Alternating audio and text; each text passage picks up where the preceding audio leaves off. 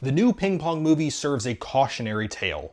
Turns out, timeless truths play well on the silver screen, even with a basement game as a premise.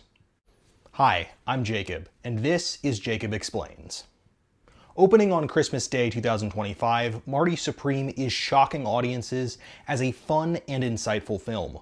Disguised as a table tennis biopic, A24's newest picture may reappear at the Oscars in March. Josh Safdie, the younger brother of the Safdie brothers duo, directs Marty Supreme. His brother Benny directed A24's The Smashing Machine, released in October. Together, the Safdie brothers are best known for 2019's Uncut Gems.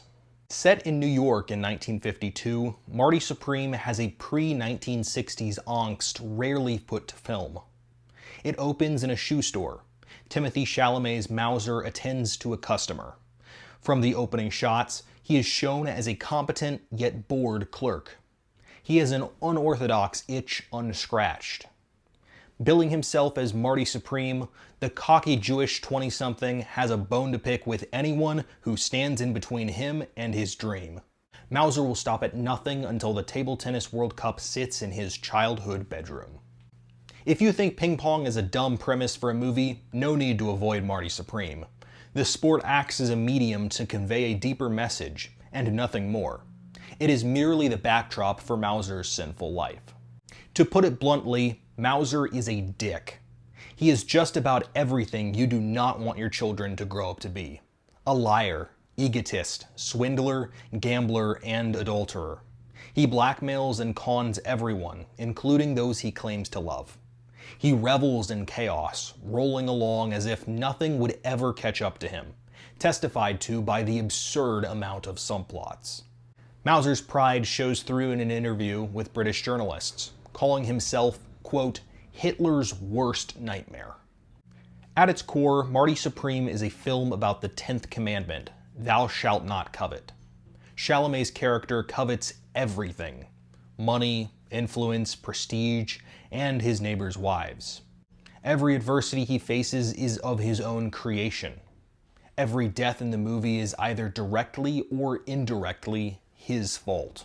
The only new life he creates, he blames another man for making. It is not until the final 5 minutes of the film that Mauser realizes his own dignity, and gives his child dignity too. Just as he learned to sing like Bob Dylan for A Complete Unknown, Chalamet spent around 6 years learning table tennis to play Mauser. His training clearly paid off. The ping pong scenes are more engaging than the one in Forrest Gump. As Chalamet trounces his opponents, the camera follows the ball, just as the human eye naturally does when watching a match. Chalamet's performance will almost certainly be honored with an Oscar nomination. Whether or not he wins the Academy Awards Best Actor at long last remains to be seen. Other likely nominations for Marty Supreme include Best Director, Best Cinematography, and Best Picture. It may also be in the running for the Academy's brand new award, Best Casting. Kevin O'Leary from Shark Tank fame and Gwyneth Paltrow round out the cast. O'Leary plays a cynical businessman, a role he plays very well, likely due to his personal connections with many such men. Paltrow plays O'Leary's wife, a down-on-her-luck actress, who has not starred since the silent film era. Her passionate affair with Mauser receives little screen time, yet helps sell Mauser's faults. Mauser's mother receives even less screen time. Since the film is shot from Marty's perspective, she comes off as a jerk. Looking back though, she may have been right all along. Rebecca Mauser yells at her son, quote, "You're sabotaging your life."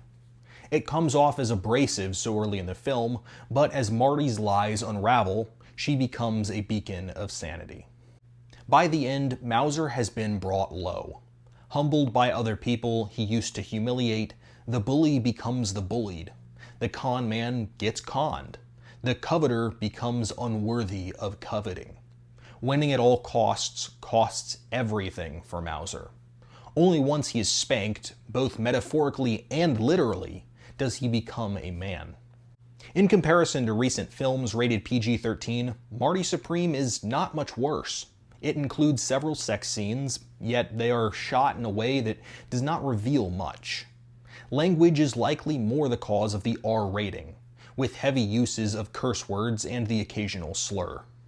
The historicity behind Marty Supreme is sketchy at best. A24 covered their tracks by slightly altering the main character's name, Marty Mauser, from that of the man who inspired him, Marty Reisman. If you want to learn more about Reisman, I recommend the article from NPR linked in the description.